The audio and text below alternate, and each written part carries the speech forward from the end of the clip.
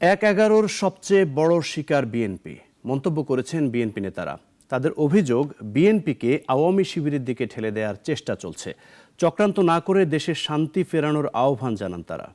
বলেন, অনন্তকাল সংস্কার চলবে, নির্বাচন হবে না এমনটা হতে পারে না। বিএনপির প্রতিষ্ঠাতা জিয়াউর রহমান ও দলটির চেয়ারপারসন এবং সাবেক প্রধানমন্ত্রী খালেদা জিয়ার ছোট ছেলে আরাফাত রহমান কোকোর ১০ম মৃত্যুবার্ষিকী।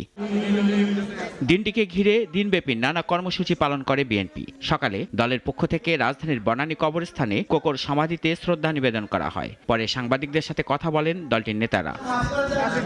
বর্তমান সরকার দেশের সংকটের দিকে নজর দিচ্ছে না অভিযোগ করে বিএনপি নেতারা বলেন, তাদের কাজ নিয়ে কথা বলতে গেলে এখন তারা নানা হুমকি দিচ্ছেন।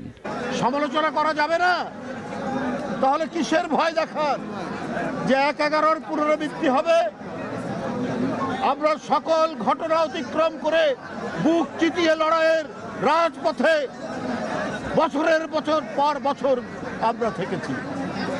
কোনটাকে সমর্থন করতে হবে আর কোনটাকে নয়, আর কোন বিষয়ে কথা বলতে হবে, এটি কি আজকে উপদেষ্টারা দেশের প্রাজ্ঞ বিজ্ঞ রাজনীতিবিদদেরকে শেখাবে? দুপুরে পল্টনে আয়োজন করা হয় দোয়া মাহফিলের। এতে দলের নেতারা বলেন, বিএনপিকে আওয়ামী লীগের কাতারে ফেলার পায়তারা চলছে। অন্তর্বর্তী সরকারের উদ্দেশ্যে তারা বলেন, চক্রান্ত না করে দেশে শান্তি ফেরানোর ব্যবস্থা করুন। নিজের অন্তরটাকে আয়না দিয়ে দেখুন, দেশবাসীকে আজকে ফাঁকি দেওয়ার চেষ্টা করবেন না।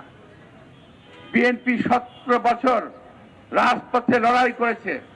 আপনার জ্ঞান গরিমায় যথেষ্ট উন্নত, অনেক লেখাপড়া আপনারা করেন, কিন্তু এই সমস্ত জ্ঞান গরিমা গুণ, এই সমস্ত বুদ্ধি কথা বলে এমন কিছু করবেন না যাতে একটা বিভেদ সৃষ্টি হয়।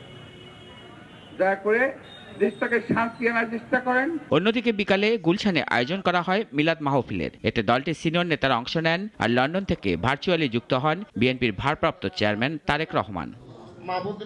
রাশেদুল কাদির, নাগরিক, ঢাকা।